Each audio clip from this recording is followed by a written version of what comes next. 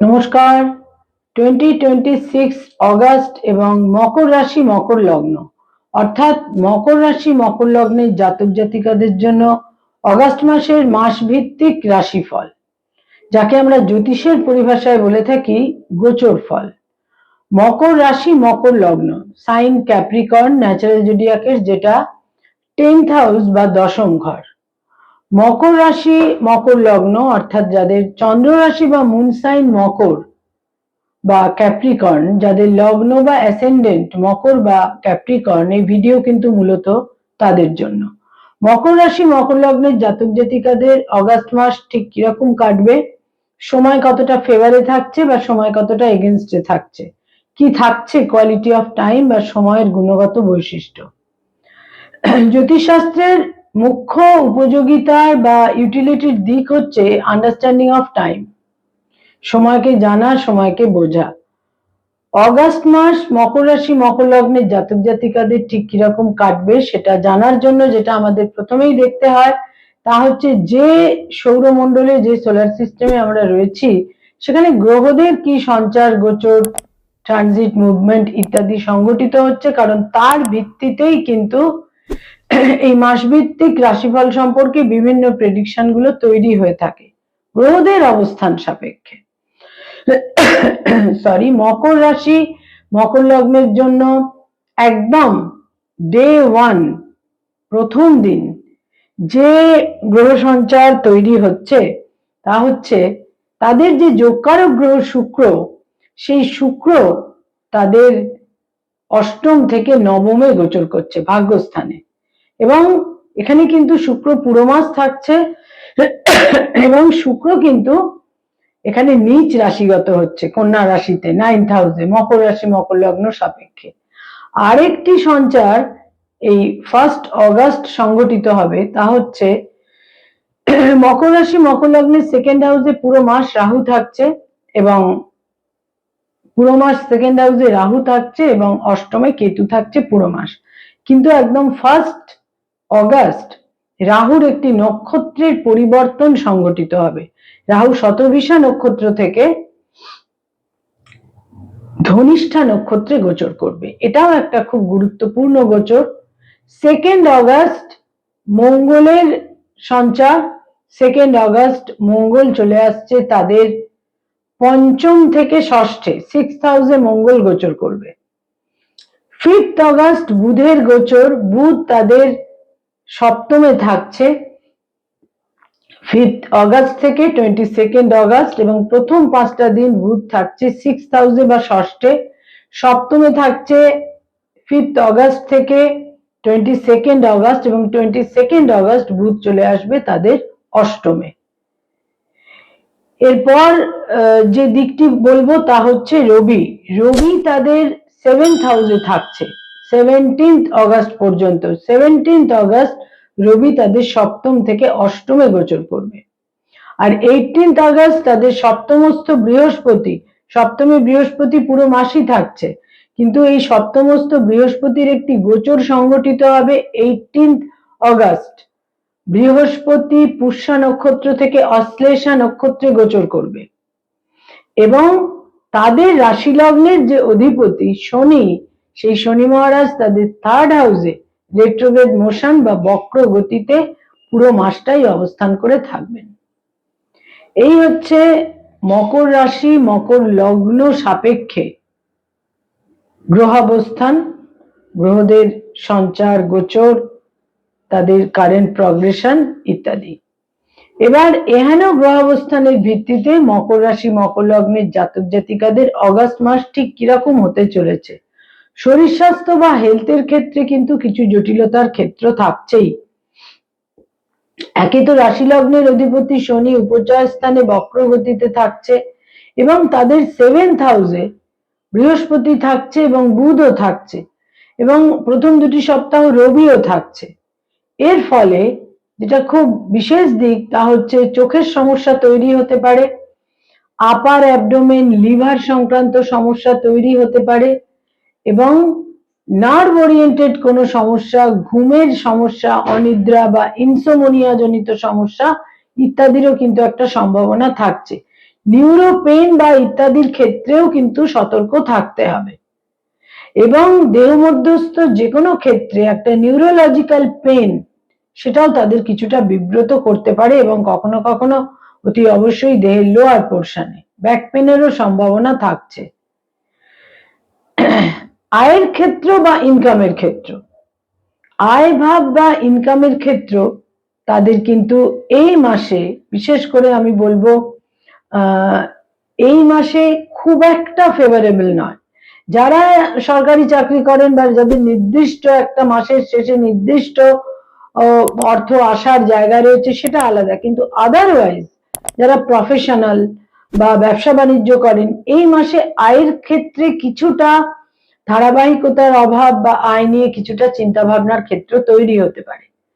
ব্যয় ভাব বা ব্যয়ের ক্ষেত্র কিন্তু বিশেষ প্রবল থাকবে। ভ্রমণের কারণে ব্যয়ের যোগ থাকছে, এবং স্বামী বা স্ত্রীর হেলথের কারণে ব্যয়ের ক্ষেত্র থাকছে, সন্তানের কারণে ব্যয়ের প্রাবল্য থাকছে, এবং কোনো না কোনো কারণে তার সামনের মানুষ, পরিবার পরিজন বন্ধু বান্ধব কারোর কারণে কোথাও তাকে একটা ফিনান্সের ক্ষেত্র থেকে একটা ফিনান্সিয়াল সাপোর্ট দেবার কিন্তু প্রয়োজন হতে পারে।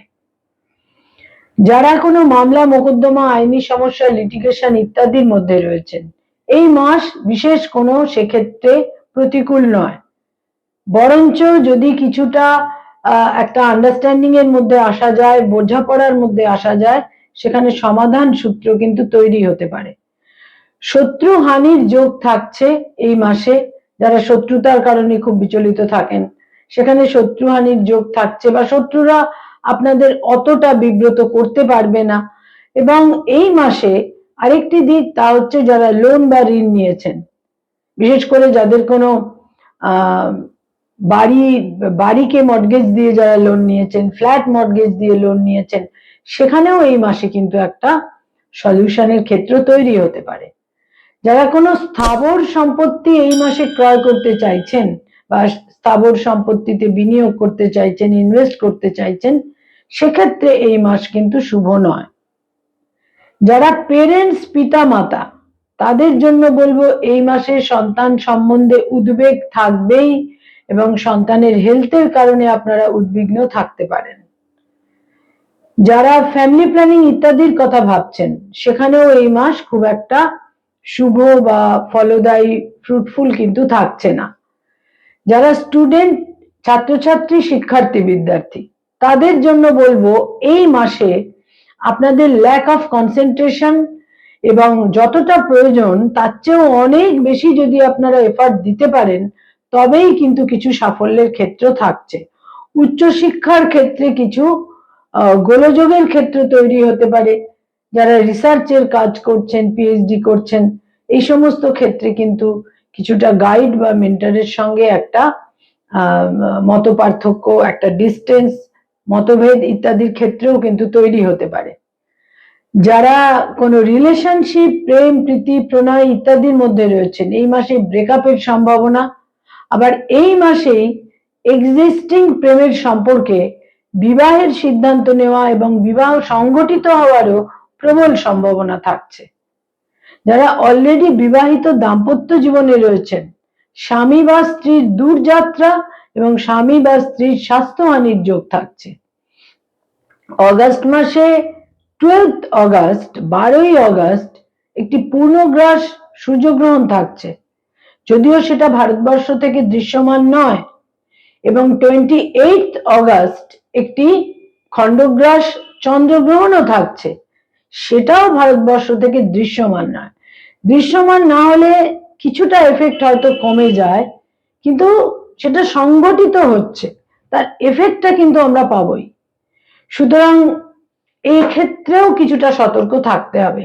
এবং বিশেষ করে আমি বলবো যে 12 অগাস্ট যে সূর্যগ্রহণ সংগঠিত হচ্ছে মকর রাশি মকর লগ্নের জাতক জাতিকাদের, এই সময়কালে অগাস্ট মাসের এই মধ্যভাগ থেকে কিন্তু পিতার শরীর স্বাস্থ্যের ক্ষেত্রে সতর্ক থাকতে হবে, এবং দাম্পত্য জীবনে একটা প্রবল মতভেদ, মত পার্থক্যের সম্ভাবনা, এবং ইনহেরিটেন্সের ক্ষেত্রেও কিছু গোলযোগ কিন্তু তৈরি হতে পারে।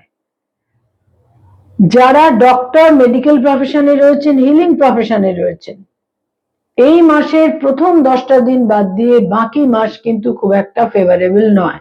প্রথম 10টা দিন তুলনামূলক শুভ।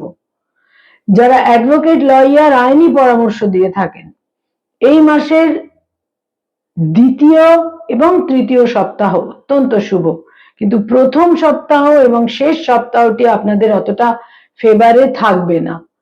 যারা মানি মার্কেটে রয়েছেন, stock market, share market, insurance, banking sector, finance oriented বিভিন্ন কাজের মধ্যে যারা রয়েছেন, বিভিন্ন পেশার মধ্যে যারা রয়েছেন, যারা কনসালটেন্সির কাজ করে থাকেন ফিনান্স সংক্রান্ত, যারা চার্টার্ড অ্যাকাউন্টেন্ট, নিজস্ব চার্টার্ড ফার্ম রয়েছে, এই সমস্ত ক্ষেত্রে কিন্তু ফার্স্ট, সেকেন্ড এবং থার্ড উইক অত্যন্ত শুভ। চতুর্থ সপ্তাহটি আপনাদের অতটা ফেভারে থাকছে না, সেখানে কিছুটা আশাহত হবার ক্ষেত্রেও কিন্তু থাকছে। যারা ক্রিয়েটিভ ফিল্ডের মানুষ, সৃষ্টিশীল কাজ করে থাকেন, পারফর্মিং আর্টের সঙ্গে সংযুক্ত, ইনোভেটিভ লেখালেখি করেন, বিজ্ঞাপনের জগৎ, অ্যানিমেশনের জগতে রয়েছেন, এই সমস্ত ক্ষেত্রে কিন্তু মকর রাশি, মকর লগ্নের জাতক জাতিকাদের একটা আশাহত হওয়া, ফ্রাস্ট্রেটেড হওয়া ইত্যাদির সম্ভাবনা এই মাসে কিছুটা থাকছেই।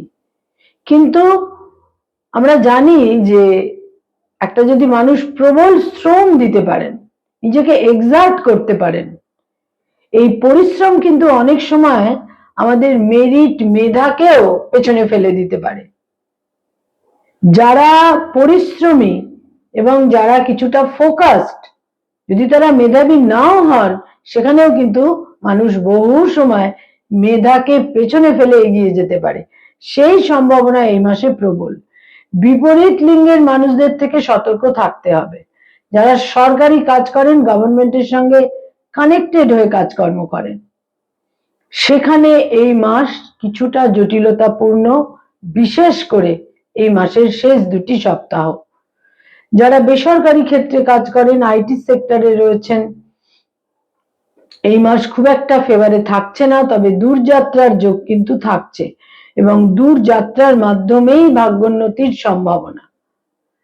যারা নতুন জব সার্চ করছেন, এই মাসে আকস্মিকভাবে কর্ম লাভের সম্ভাবনা কিন্তু থাকছে প্রবলভাবে, কিন্তু সেটা আউট অফ স্টেট বা একটু দূর স্থানে আপনাদের যাবার প্রয়োজন হতে পারে।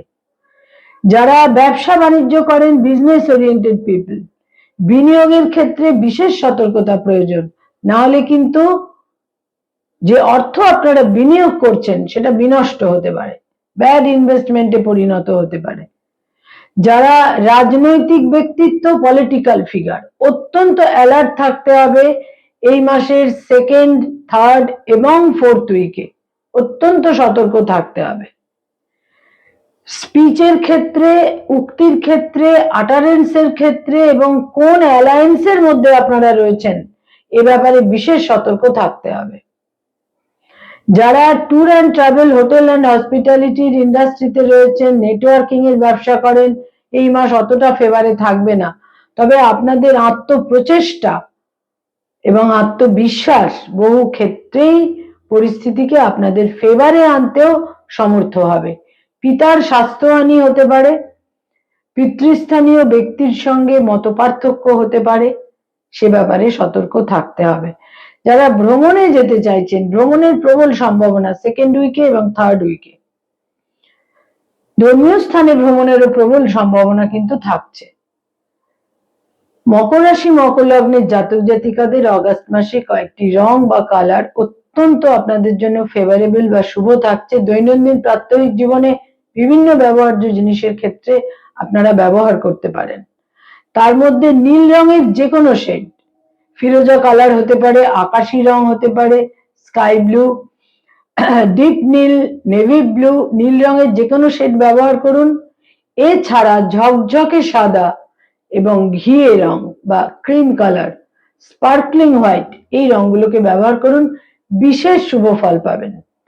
কয়েকটি ডেট বা তারিখ আপনাদের জন্য অত্যন্ত মিনিংফুল, সিগনিফিকেন্ট এবং খুব ইম্পর্টেন্ট হতে চলেছে, ইভেন্টফুলও বটে।